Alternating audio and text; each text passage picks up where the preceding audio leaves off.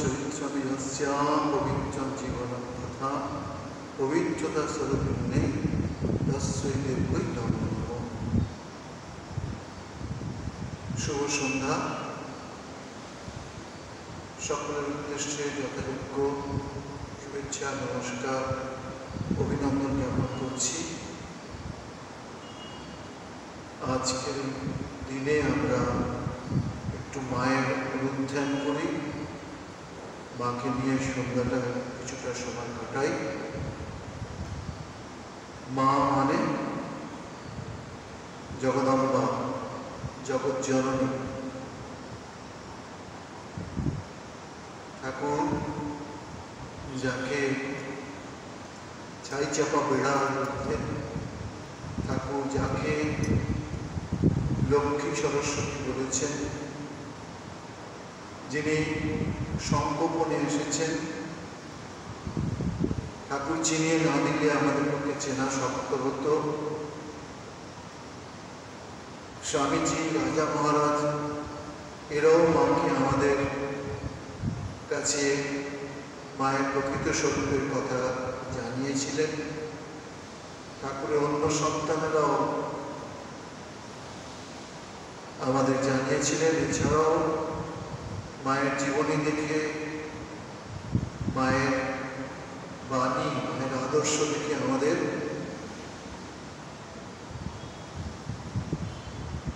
বুঝতে অসুবিধে হচ্ছে না সেই বিশেষ শক্তি আবার পৃথিবীতে নেমে এসেছে একটি বিশেষ উদ্দেশ্য। শ্রীমা ঠাকুরের আশার ব্যাপারে এটা বলেছিলেন, মাতৃভাব বিকাশের জন্যই আমাকে এবার ঠাকুর রেখে গিয়েছিলেন। সত্যি তাই, একটি অত্যন্ত ক্ষুদ্র শক্ত মা, মা নামে তিনি আমাদের সকলের পরিচিতা। মায়েদেরও মা, সকলের মা শ্রীমা শারদামণি, মা শ্রী শারদা সুন্দরী, মাধুর্যে ভরা অপরূপা, তীব্র আকর্ষণ, তার তীব্র আকর্ষণ। কতজন কতভাবে মায়ের জীবিত অবস্থায় ছুটে ছুটে আসতেন, কত দূর থেকে, তা আমরা যখন জানতে পারি অবাক হয়ে যায়। কেউ অধুনা পূর্ববঙ্গ থেকে আসছেন, কেউ মাদ্রাজ থেকে আসছেন, কেউ কর্ণাটক থেকে আসছেন, কেউ আবার এসে মায়ের সঙ্গ করে বুঝতে পারছেন, বিদেশি বা বিদেশি বুঝতে পারছেন ইনি কোনো সাধারণ মহিলা নন।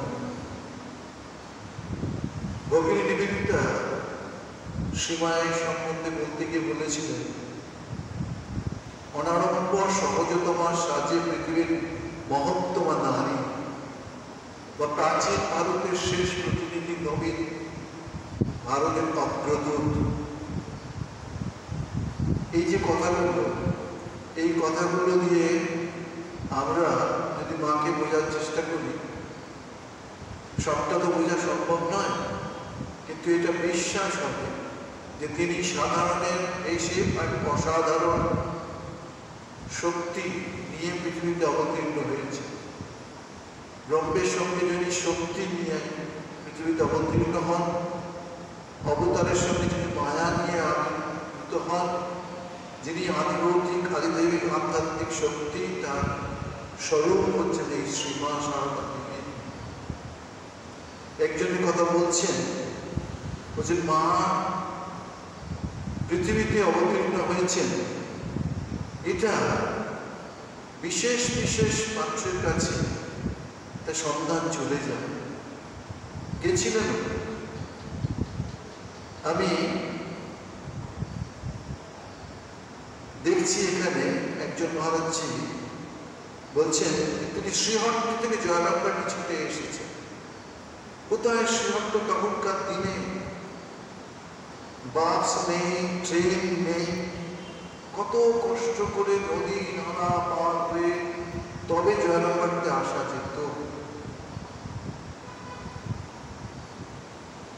তা বলছেন যে কালীমামার বাড়ির দরজার সম্মুখে একটি বৃহৎ প্রস্তরখণ্ডের উপর মা বসেছিল।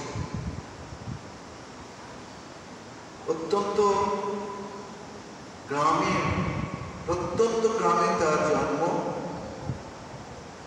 এই কয়েকটা বছর সেখানে আধুনিকতার ছাপ যাচ্ছে, মানুষ কলকাতায় আসতে পারছে খুব সহজে। একটা সময়ে কত ব্রিজ পার হয়ে তবে কলকাতায় আসতে হতো, কত সহজে আসা যেত না। এখন সব ব্রিজগুলো সুন্দর করে বাঁধানো হয়ে গেছে, 2-3 ঘন্টার মধ্যেই জয়রামবাটি কলকাতা থেকে পৌঁছে যাওয়া যায়। বলছেন যে শ্রীমা কালীমামার বাড়ির দরজার সম্মুখে একটি বৃহৎ প্রস্তরখণ্ডের উপর বসেছিল। নিচে পা মেলা, কোলের উপর হাত, লাল অরুণ পেড়ে সাদা কাপড় পরিধানে, আধ ঘন্টা ডান দিক অনাবৃত, কিঞ্চিত কুঞ্চিত কুন্তল রাশি ডান কাঁধের উপর দিয়ে ঝরে পড়েছে। 2-1টি অলক গুচ্ছ কানের পাশ দিয়ে গালের কিনারে এসেছে। হাতে বাঁধা, পায়ের বৃদ্ধাঙ্গুষ্ঠে লোহার আংটি, গলায় অতি ক্ষুদ্রাকার রুদ্রাক্ষের মালা, উন্নত দেব। যুবকদের এই দর্শনের অভিজ্ঞতা সম্বন্ধে লিখেছেন, রূপ দেখলাম, কথা শুনলাম, মা সত্যই মা। মনে হইল স্বপ্নদৃষ্ট সেই মুখমণ্ডল, স্বপ্নদৃষ্ট সেই মুখমণ্ডল। নিশ্চয়ই আমি স্বপ্নে শ্রীমাকে দর্শন করেছি। সেই দর্শনের ফলে ফুল ফুটলে যেন মৌমাছি খবর পায়, সেই রকম এই ধরনের শক্তি পৃথিবীতে অবতীর্ণ হলে তারাই তাদের আহ্বান করেন, জন্ম জন্মান্তরের সংস্কারের পরে। এই প্রসঙ্গে আমার মনে পড়ছে যে স্বামী দীপগণ একজন মহারাজ, বিদ্যানন্দজি মহারাজজির নাম ছিল। পূজনীয় তারক মহারাজ দাস স্বামী শিবানন্দজি মহারাজের তিনি আশ্রিত ছিলেন। তিনি জয়রামবাটিতে জীবনের শেষ থেকে বেশ কিছু বছর ছিল। সৌভাগ্যক্রমে আমারও মায়ের বাড়ি জয়রামবাটিতে থাকার সুযোগ হয়েছে। আমি এই প্রাচীন সাধু দেখে একদিন শতরূপে সারদা বইটি নিয়ে গিয়ে মহারাজজিকে বললাম যে মহারাজজি, আপনার কাছে বসে আমি একটু মায়ের কথা পড়ে শোনাব, এর মধ্যে যেগুলো আপনার মনে হবে আপনি একটু একটু বলবেন। অনেক জায়গায় উনি পুজো টুজো করেছেন, বম্বেতে পুজো করেছেন, আমাদের মায়ের বাড়ি উদ্বোধনে পুজো করেছেন, জয়রামবাটিতেও করেছেন, যখন যখন অসুবিধে হতো। তা উনি আমাকে বলেছিলেন, দেখো আমি স্বপ্নে মা ঠাকুরকে দর্শন করেছি খুব ছোটবেলা। তো খুব অল্প বয়সেই আমি বাড়ি ঘর ছেড়ে বেরিয়ে এসেছিলাম যে সাধু সন্ন্যাসী হব। তো মঠ চণ্ডীপুর বোধহয় উনি অধিকারী হয়তো জন্ম হয়েছিল। বলছি ঘুরতে ঘুরতে আমি একটা কি দেখে আশ্রমে প্রবেশ করেছিলাম এবং মায়ের ছবি দেখে আমি অবাক হয়ে গিয়েছিলাম যে এনাকে তো আমি দর্শন করেছি, স্বপ্ন দর্শন করেছি। তখনই বলছেন আমার 12-14 বছর বয়স। তো তার মধ্যে এরকম ঘটনা। সেবার তিনি বাড়ি ফিরে যান, পরে আরেকটু কয়েক বছর পরে আবার তিনি সন্ন্যাস ছেড়ে বেরিয়ে আসেন। এমনকি পরম পূজ্যবাদ বীরেশ্বরজি মহারাজ এক সেবক, তার মুখেও শুনেছিল যে দেখ আমি তো এই বাংলাদেশের ছেলে না, আমি বাইরে থেকে বেলুড়মঠে জয়েন করেছি। তো আমিও জন্মাবার আগে একবার স্বপ্নে বেলুড়মঠের দর্শন করেছি। এগুলো সংস্কারের পরেই তো হয়, তা নাহলে কিভাবে সম্ভব? আমি বিস্মিত হয়েছিলাম, শুধু বলেছিলাম এরকম ঘটনা আমার, বললাম হ্যাঁ। তো এই শারদা সানন্দজি মহারাজ মায়ের অনেক সঙ্গ করেছে। ব্রহ্মচারী অবস্থায় যারা বাড়িতে মায়ের কাছে ছিলেন, পরবর্তীকালে বইও লিখেছেন। অরিজিনাল কপিটা তিনি কাকে পড়তে দিয়েছিলেন তিনি ফেরত দেননি, আবার তিনি লিখেছিলেন। তো তাতে ওনার একটা আক্ষেপ যে যেমনভাবে প্রথমটা লিখেছিলাম হয়তো তেমনটা লিখতে পারিনি। শ্রীমা বলতেন যে এখানকার ছেলে মেয়েদের একটু পড়া, লেখাপড়া শেখাও। আবার তার ওই জীবনের মধ্যে অনেক ঘটনা পাই, একটি খুব অ্যাপিলিং আমার কাছে, সেটা হয়তো কখনো কখনো আমি বলার চেষ্টা করেছি। যে গর্ভতা থেকে ভক্ত এসেছে, স্বামী স্ত্রী সঙ্গে কয়েকটি বাচ্চা, সন্ধ্যের মুখে মুখেই আসা, মায়ের কাছে যাওয়া, ছোট বাচ্চাটি খুব অসুস্থ, মাতার সেবা শুশ্রূষা ভাগ নিয়ে নেয়, অন্য মহিলাদের সঙ্গে সেই মহিলা যারা দীক্ষা নিতে এসেছেন মায়ের কাছে জল আনতে যাচ্ছেন, মায়ের মধ্যে একটা মেয়ে হয়ে গেছে। পরের দিন দীক্ষার পর তারা বেরিয়ে পড়েছেন। হঠাৎ করে মায়ের বাড়ির একজন মহিলা বললেন, দেখো দেখো কার কাপড় পরে আছে। তো মা বললেন, দেখো দেখো ওদের তো আমার সঙ্গে কথা বলার সুযোগই সেইভাবে হলো না, মেয়ে এলো অথচ একটু তার মায়ের সঙ্গে কথা বলতে পারলো না। এই সংসারের নানা কাজেতে আমাদের ব্যস্ততার মধ্যে চলে যেতে হলো, যাও যাও দিয়ে এসো। তিনি অনেকটা দৌড়ে ফিরে আসার পর আবার দেখা গেল আরেকটি কিছু বস্ত্র পড়ে আছে, সেটি ওষুধ করতে দিয়েছেন। আবার মা বললেন, যাও দিয়ে এসো। কাউকে যখন স্নানের সময় প্রয়োজন হবে তখন ভাবতে মায়ের বাড়ি থেকে এসেছে। মা জগন্মাতা, মা সকলের মা। তিনি নিজেই বলেছেন তিনি পাতানো মান, তিনি কথার কথা নয়। বন্ধুরা বলছেন তিনি মনি নির্ধনেরও মা, দেশ বিদেশীরও মা, জ্ঞানী মূর্খেরও মা, তিনি সর্বাবস্থায় মা।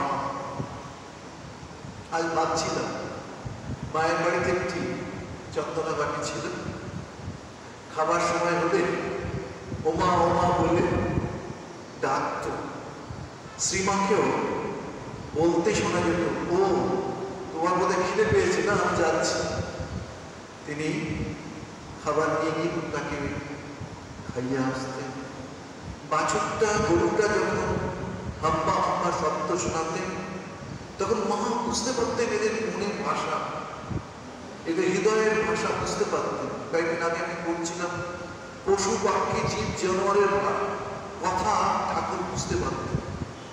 মা ও তো ঠাকুরেরই একটা অংশ, সেই শক্তিরই একটা শক্তি। তা মা ছুটে ছুটে যেতেন, হয়তো বাছুরটা ছেড়ে দিতেন, হয়তো গরুটাকে একটুখানি নিজে হাত পুড়িয়ে আসতেন। অবাক হয়ে গেলাম যখন জ্ঞান মহারাজের কথা বললেন। জ্ঞান মহারাজ বলে একজন মায়ের সেবক যারা ব্যক্তি ছিলেন, তিনি মায়ের সেবা টেবা করতেন। মায়ের সাথে সাথে বেড়ালগুলি ঘুরে বেড়াতেন। মা এবং রাধুর কৃপায় তাদের বংশ বিস্তার ভালোই হতো, কিন্তু জ্ঞান মহারাজ কিছুতেই এই বেড়ালদের অত পছন্দ করতেন। শ্রীমায়ের একদিন কলকাতায় যাওয়ার কথা, শ্রীমা জ্ঞান মহারাজকে ডেকে বললেন, জ্ঞান বিড়ালগুলো রইল দেখুন। জ্ঞান মহারাজ মনে মনে বললেন, ঠিক আছে। হ্যাঁ মা, কথাও বললেন ঠিক আছে, কিন্তু মনে মনে ভাব মা একবার কলকাতার দিকে পা বাঁধাক, তারপরে যা করার আমি করব। শ্রীমা বললেন, জ্ঞান ওদের জন্য একটু খাবার দিও। অপরের বাড়িতে গেলে তারা গাল দেবে, ভাষায় কথার কাল, অর্থাৎ অশুদ্ধ ভাষায় কথা। তো সেসব কথাও বুঝতে পারছেন মা যে জ্ঞান মহারাজের মনের ভাব একটু অন্যরকম। হঠাৎ তিনি জ্ঞানকে বললেন, জ্ঞান জানবে ওদের মধ্যেও আমি আছি। এটা একটা অসাধারণ কথা। শুধুমাত্র তিনি মানুষের মা না, শুধুমাত্র ভালোরও মা, মন্দেরও মা, দুর্জনেরও মা, সাধুরও মা, দেশের লোকেরও মা, বিদেশের লোকেরও মা, এইটুকু নয়, তিনি জীব জন্তু জানোয়ার সকলের মা। কথা প্রসঙ্গে তিনি তা বলেছেন, হ্যাঁ আমি ওদের মায়ের মধ্যে আছি। এখানেও আমরা দেখি কি 40 স্তব, যা দেবী সর্বভূতেষু মাতৃরূপেণ সংস্থিতা নমস্তস্যৈ নমস্তস্যৈ নমস্তস্যৈ নমো। শ্রীমা বাংলা ভাষা ছাড়া কিছু বুঝতেন, জানতেন, কিন্তু শ্রীমার কাছে ভারতবর্ষের কত প্রদেশের মানুষ আসতেন, তামিল আসতেন, তেলেগু আসতেন, কর্ণাটকের মানুষ আসতেন, তারপরে হিন্দি ভাষাভাষী, অন্যান্য ভাষাভাষী। শ্রীমা কিন্তু বাংলাতেই বলতেন। তারা বাংলা শুনে তাদের ভাষা বুঝতে পারতেন, মায়ের ভাষা, আর তাদের ভাষা শুনেও মা তাদের ভাষা বুঝতে পারতেন। আমেরিকা থেকে বা অন্যান্য দেশ থেকে যখন ভক্তেরা আসতেন, তারাও কিন্তু হিন্দিতে কথা বলতেন, মা কিন্তু বাংলা ভাষায় কথা বলতেন, পরস্পরের ভাষা বুঝতে পারতেন।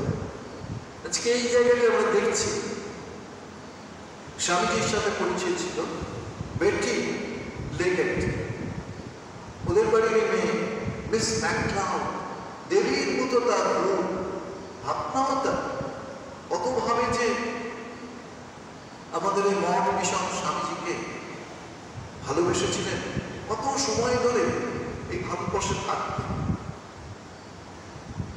দেশেও থাকতেন, আমাদের দেশেও থাকতেন। যেহেতু এই দেশে ঠাকুর জন্মেছেন, মা ছিলেন, স্বামীজিকে দর্শন করেছেন, স্বামীজি বক্তৃতা শুনে তিনি মুগ্ধ হয়েছেন। স্বামীজিকে জিসাস ক্রাইস্ট কখনো ভেবেছেন, কখনো ভেবেছেন যে বক্তৃতা করছেন ইনি স্বয়ং বুদ্ধই আমার পৃথিবীতে অবতীর্ণ হয়েছে। আজকে আমাদের কলেজ, আজকে আমাদের হসপিটাল, এরা কিন্তু, আজকে আমাদের মায়াবতীর জমি, এরাই কিন্তু পেছন থেকে সাহায্য করেছে। আমরা সাধুরা কোথায় পাবো? তো বেটি লেগেট এবং ম্যালওয়ার্ড বলছিলাম, স্বামীজি সঙ্গীদের দেখা হয়েছে, সঙ্গে অত্যন্ত ভালোবাসতেন। তো এরা ভারতবর্ষে এসেছে, ইনি মাকে দর্শন করেছিলেন। ভারতীয় রীতি নীতি ভাবনাতেই মা ছিল। আজকেই ভাবছি না, ঠাকুর তো কত বাড়িতে বাড়িতে গেছেন, রাস্তায় হেঁটেছেন, যদিও তার চরণ তুলার মতো নরম হয়ে গেছে, হাত চরণ সব নরম। যারা তার চরণ স্পর্শ করেছেন, হাত স্পর্শ করেছেন, শরীর স্পর্শ করেছেন, তারাই এ কথা বলেছেন। তারা ঠাকুরকে মহান করবার জন্য বলেননি, তারা যা দর্শন করেছেন তাই করেছেন। তো বলছেন এই বেটি এবং আলবার্টা মায়ের কাছে এসেছেন, এটা জয়রামবাটিতে যাননি, এটা কলকাতায় মাকে দর্শন করেছেন। বলছেন মা কি শান্ত, অথচ গম্ভীর, যেটুকু কথা বলা সেটুকু কথা বলতে। শ্রীমায়ের একটি ফটো আমি নিয়েছি, ওরা একটা মায়ের ফটো নিয়েছে। একটি তো নিবেদিতেরা নিয়েছিলেন। শ্রীমা কিন্তু কোনোদিনের জন্য কোনো জামাই পরেন, শ্রীমা কোনোদিনের জন্য চটি ব্যবহার করেন, অথচ কত জায়গায় সেই জয়রামবাটি থেকে তিনি হাঁটতে হাঁটতে কলকাতায় এসেছেন, দক্ষিণেশ্বরে এসেছেন, বা দক্ষিণেশ্বর থেকে কখনো কখনো নিবেদিতা গাড়ি, পরবর্তীকালে কলকাতায় যখন থাকতেন মা, সেখানেও তিনি গাড়ি পাঠিয়ে দিতেন এদিক ওদিকে যাওয়ার জন্য। নিবেদিতা সুন্দর গাড়ি হচ্ছে যে শ্রীমায়ের একটি ফটো আমি নিয়েছি, যেমন তিনি নিজে সুন্দর তেমনি তার ফটোটিও চমৎকার। শ্রীমায়ের ফটো, শ্রীমা কিন্তু কখনো ভক্তদের রূপ দেখাতেন না, সর্বাঙ্গ জড়িয়ে থাকতেন বস্ত্র, কিন্তু যার মনের ইচ্ছা হতো খুব, শ্রীমা তার ক্ষেত্রে দেখা যেত যে বস্ত্র উন্মুক্ত করেছেন, শ্রী কথা বলছেন, এইরকম বেশিরভাগটাই তিনি বস্ত্রাবৃত। সেই জন্যে তার দীক্ষিত সন্তান ছাড়া কারোর কাছে মায়ের ছবি দেওয়া হতো না। এমনকি এটাও বলতে পারি, শরৎমাজের কাছে যখন সন্তানরা ছবির কথা বলে, তখন শরৎমাজ কি বলেছিলেন, তাও বলেছিলেন ওটা ভিক্টোরিয়া, রানী ভিক্টোরিয়ার ছবি পেয়েছ। ওরা চাইতেন না মাকে এরকম ছড়িয়ে দিতে, তার ভিতরে দল ছিল। কিন্তু মা নিজেই নিজেকে প্রকাশ করেছেন। কবে থেকে? মায়ের সেন্টিনারি থেকে, সেন্টিনারি শতবর্ষ, মায়ের জন্ম 1853 খ্রিস্ট।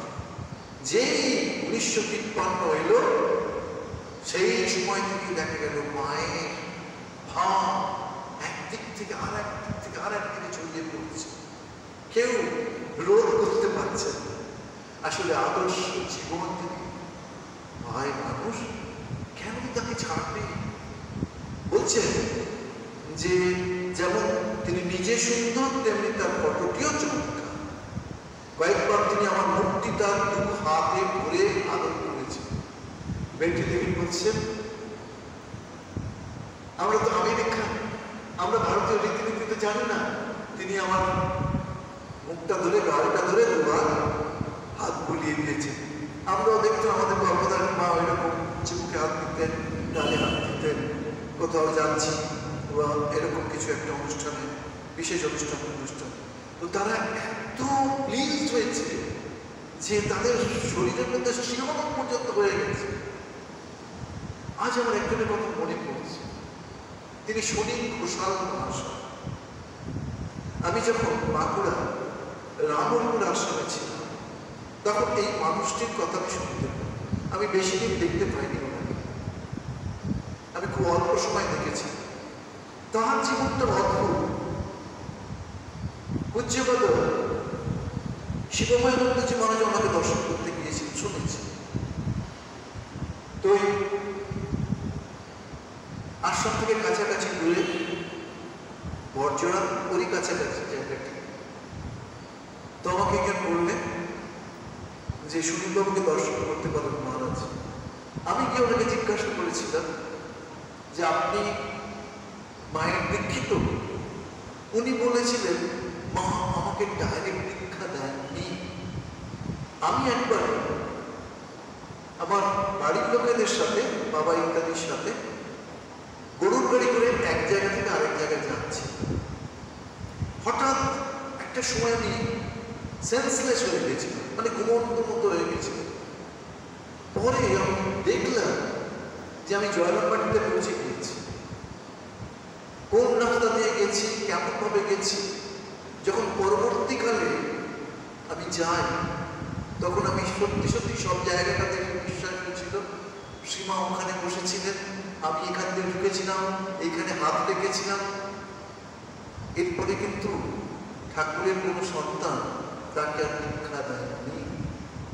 বাড়িতে থাকতেন, সামান্য একটা ছোটখাটো ব্যবসা করে থাকতেন। আমি শুনেছি বা জেনেছি প্রত্যেকটি সন্তান বাড়ির মধ্যে খুব শান্তি আনন্দ ছিল। তারা কখনো কখনো আমাকে ডাকতেন, ওই 1 জানুয়ারি কল্পতরুত্তি তার একটা অনুষ্ঠান করতেন। সেই সুনীলবাবুর কথা খুব মনে হচ্ছে। এখন আর তিনি নেই, তিনি তো ওই বললাম কয়েক বছর দর্শনের পরে চলে গেছে। কয়েকবার তিনি আমার মুক্তি তার হাতে ধরে আদর করেছিলেন। প্রতিবারই তার গভীর স্নেহ স্পর্শে আমি অভিভূত হয়ে পড়েছি। তিনি কি ভেবেছিলেন একটি অদ্ভুত, আমরা জানি নিবেদিতা সারা তার, তিনিও তার একসঙ্গে আমেরিকান মহিলা, তিনিও ভারতবর্ষে এসেছিলেন।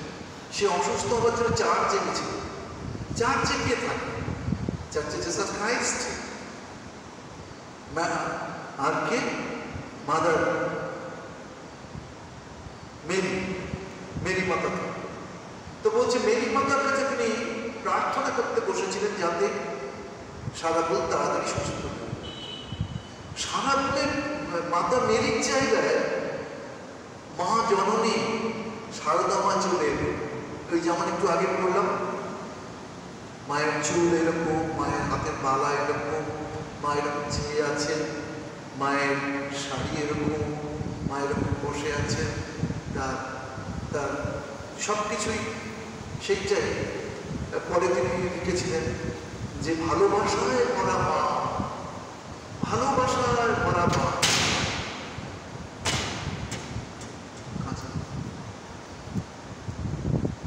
এখানে বেটি লেগে লিখছেন যে ভাবছিলাম আমাদের ম্যাডোনার সারল্য এবং অনারম্ভ জীবনের সঙ্গে শ্রীমায়ের সাদৃশ্যের কথা, যে নিশ্চয়ই তার 50 বছরের মায়ের মতোই ছিল।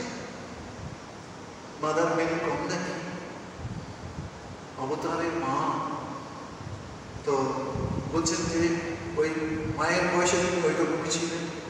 সারা বাড়ি ঘুরে আমি যখন তার কাছে বিদায় নিয়ে সিঁড়ি দিয়ে নামছি, মায়ের সঙ্গে মায়েরকে দর্শন করেছেন, এদিকে ঘুরে দেখেছেন সব কিছু, এবার সিঁড়ি দিয়ে নামছেন, সেখানে দেখছেন মা বিদায় দেওয়ার সময় যেমন আমরা গিয়ে হাজির হওয়ার চেষ্টা করি, সেরকম মা সিঁড়ির কাছে এসে হাজির, আবার একবার তাকে আদর করেছেন। এইটা তার কাছে একটা বিশাল বিশাল একটা আনন্দের ঘটনা বলে তার মনে হয়েছে। তার মনে হয়েছিল যিনি সিঁড়ির কাছে দাঁড়িয়ে আছেন তিনি পরম জ্যোতির্ময়ী, সত্যি তিনি জ্যোতির্ময়ী। তার কাছে আমাকে টেনে নিয়ে আবার তিনি তার দু হাতের মধ্যে আমার ধরলেন, আমাকে আশীর্বাদ করলেন। আনন্দে আবেগে আমার চোখ জল ভরে গেল। মানুষ তো চাই শান্তি, মানুষ তো চাই তৃপ্তি, মানুষ তো চাই আনন্দ, মানুষ তো তার কর্মফলে বলে পৃথিবীতে তার জল, সে অপূর্ণ বলে পূর্ণতা লাভের জন্য পৃথিবীতে আসে। আর এরা ঠাকুর মা স্বামীজি এরা মুহূর্তের মধ্যে মানুষকে ভেতরে সর্বোচ্চ থেকে দিতে পারে, মনকে আনন্দে ভরিয়ে দিতে পারে। আমরা দেখি সত্যি মা কেমন, যার নামে দুর্নাম রটেছে, সবাই বলছে মা, ও কেন তোমার কাছে আসবে, ওকে ওকে তুমি আসতে মানা করো। আবার কখনো কখনো তারাও বলছে কিন্তু আমরা কিন্তু ওইলে আসবো না। মা সুন্দর সকলের সব কথা শুনতেন, শুনে ওই ছোট্ট দুটো একটি কথা বলতে গম্ভীরভাবে বলছেন, আমি মা হয়ে সন্তানকে কি করে আসতে মানা করি বলুন? আমি মা হয়ে কি করে সন্তানকে আসতে মানা করি বলুন? আমি তো সকলের মা। আজকে আমি ভাবছিলাম যে শ্রীমা জীবনে কত কষ্ট পেয়েছে, কত দুঃখ পেয়েছে, তবু কিন্তু সেই দুঃখের উপরেও তিনি থাকতেন। তিনি কি বলতেন? ঠাকুর আমার হৃদয়ে আনন্দের ঘর বসিয়ে গেছে, আমি সবসময় আনন্দেই থাকি। সত্যি তাই। আমরা তো শরীর নয়, মন নয়, বুদ্ধি নয়, অহংকার নয়, চিত্ত নয়, আমাদের তো একটা দিব্য স্বরূপ আছে। এটা আমাদের জানতে হবে, বুঝতে হবে। তাহলে এই সংসারের দুঃখ কষ্ট যন্ত্রণা আমাকে পেতে হবে। আগে একটা সময় জয়রামপুর যখন থাকতাম, কত মানুষের কত দুঃখ জ্বালা যন্ত্রণা নিয়ে আসতে দেখতাম, আসতে দেখতাম। এখানে আমরা কি দেখছি? আমরা দেখছি যে মায়ের কথা কি, ছেলে ধুলো কাদা মেঘ তুলে, মায়ের কাজ কি? মায়ের কাজ আমাকে ধুলো ঝেড়ে করে নিতে হবে। ছেলে ধুলো মেখেছে, তার মতো করে সে, কিন্তু মায়ের কাজ এইরকম। শুধু বলেছেন তা না, জীবনে আচরণ করে দেখিয়েছে। একটি ঘটনা আমরা সবাই শুনি, জানি, যেটা আমি বলছিলাম, বলে যাচ্ছে। সেটা হলো যে মাকে ছোট থেকেই দেখুন ঘরে আবদ্ধ থাকত। গ্রামের মহিলারা তাকে অনেক সময় স্নানের সময় বিশেষভাবে পেয়ে বলতো, এমন সারু কোথায় একটা পাগলের সঙ্গে বিয়ে হলো, খ্যাপার সঙ্গে বিয়ে হলো। ঠাকুরকে তারা খ্যাপা, পাগল ইত্যাদি রূপেই বর্ণনা করতেন। এইসব শুনতে শুনতে না মায়ের মনে খুব খারাপ হয়ে গেছে। তিনি কোনো একটা অছিলায় স্নানের গঙ্গা স্নান করবেন বলে একটি বিশেষ তিথিতে তার বাবার সঙ্গে এসেছিল। যেই মুহূর্তে তিনি দক্ষিণেশ্বরে এসে উপস্থিত হন, সেই মুহূর্তে ঠাকুর তাকে রিসিভ করলেন আর বললেন, এখন কি আমার সেজবাবু আছে তোমাকে সেইভাবে সেবা করতে? তিনি হৃদয়কে বললেন, মাদুরটা পেতে দিয়ে তাকে বসতে বললেন।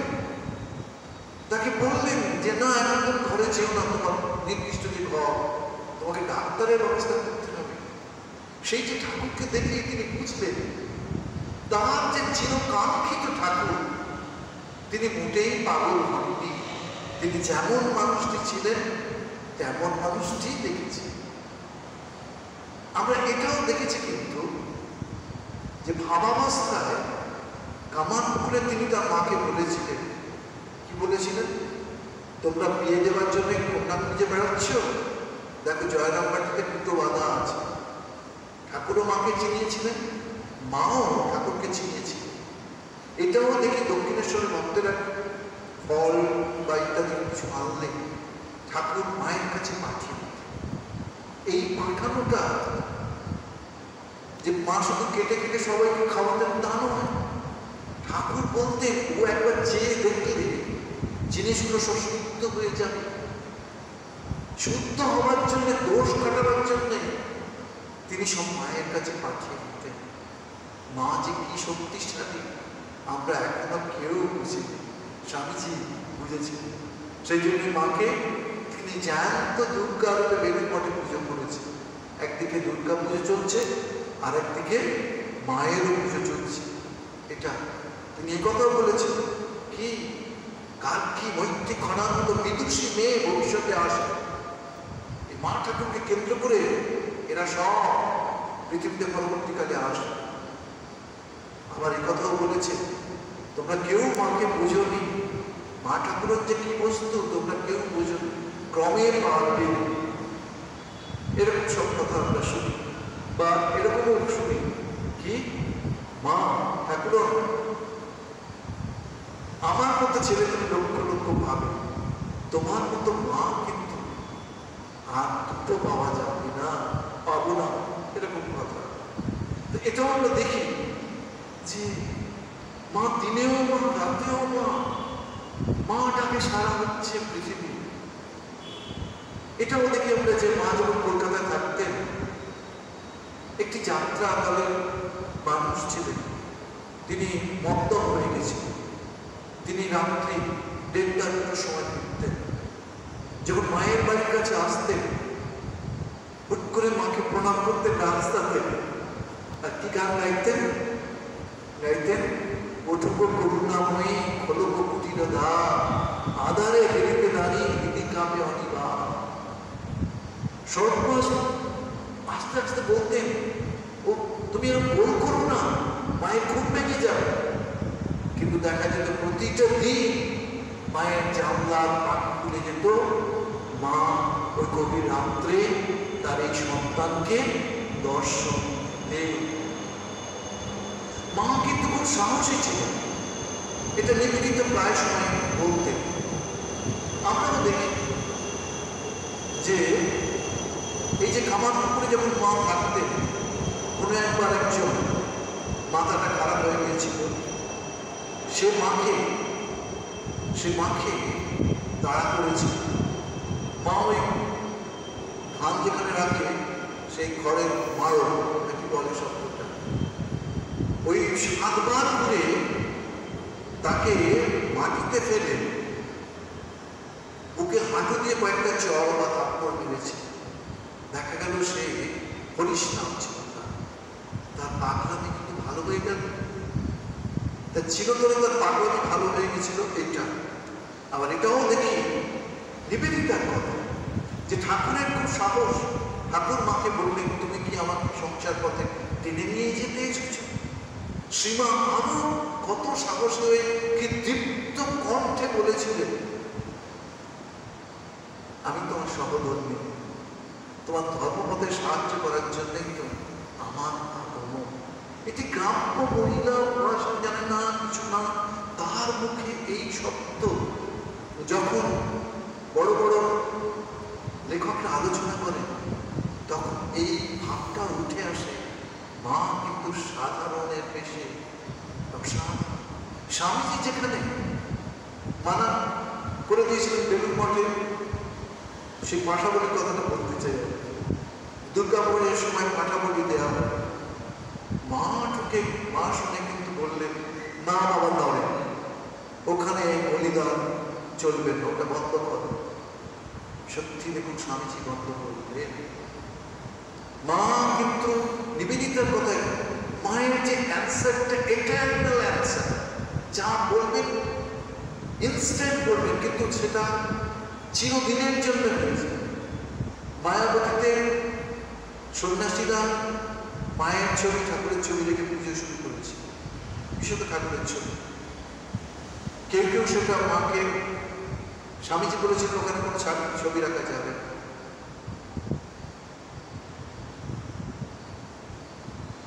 কিন্তু মা ঠিক কথাটাই বলেছিল, তোমরা জানো না তোমাদের ঠাকুর অদ্বৈত, অদ্বৈতের তোমরাও অদ্বৈত বর্তিত। ওখানে নরেন যেমন বলে দিয়েছে সেরকম ভাবে ওখানে মূর্তি ছাড়াই পুজো হবে। আজও কিন্তু মায়াবতীতে মূর্তি ছাড়াই পুজো হবে। মা বলে দিয়েছিলেন, নরেন্দ্র যখন বললেন স্বামী বিবেকানন্দ এইগুলোকে পুরো বেলুড় মঠ বিক্রি করে দেবো, আপনার গাছপালার সাথে গাছপালা থাকবে। মা শুধু সেটা শুনে বললেন, নরেন একটা রিলিফ করতেই কি বেলুড় মঠ বিক্রি হয়ে যাবে? এই মায়ের ইচ্ছাতেই কিন্তু এই সেবার ভাবনাটা এইভাবে এগিয়ে গেছে।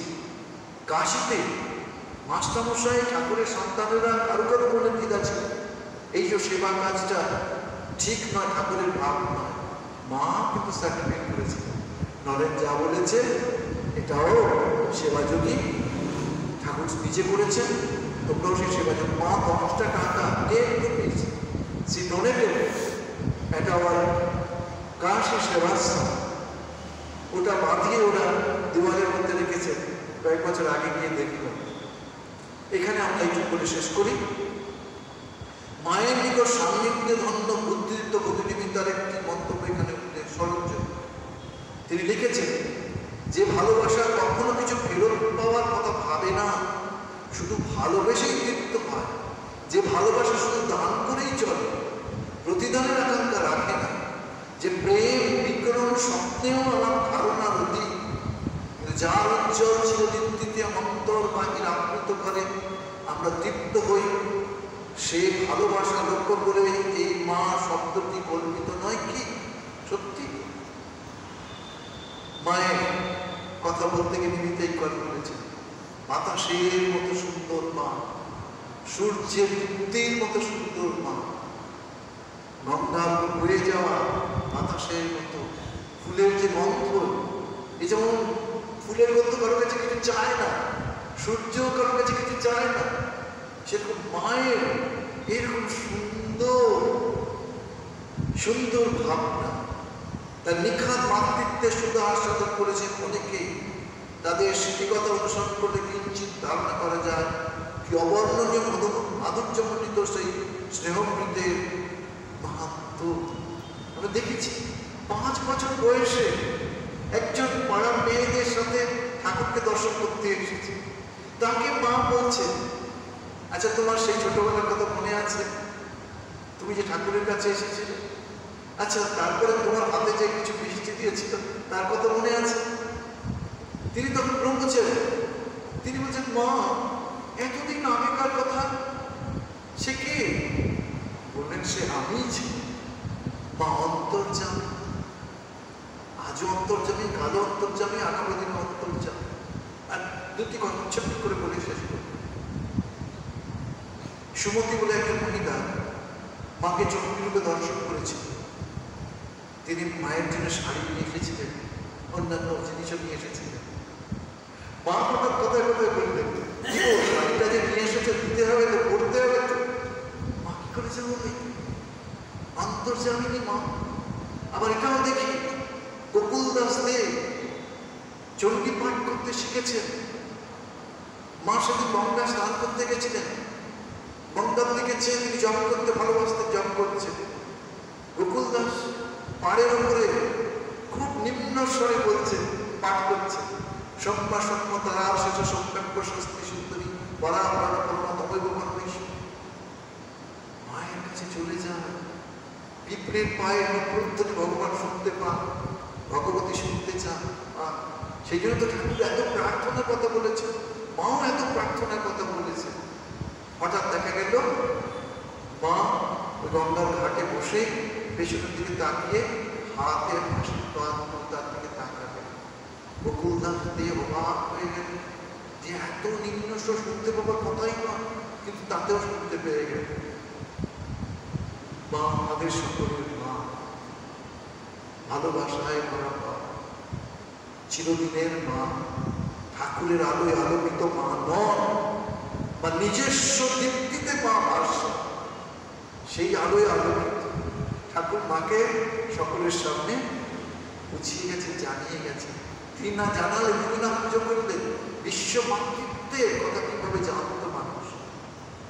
মায়ের ধ্যান মন্ত্র দিয়ে শেষ করি।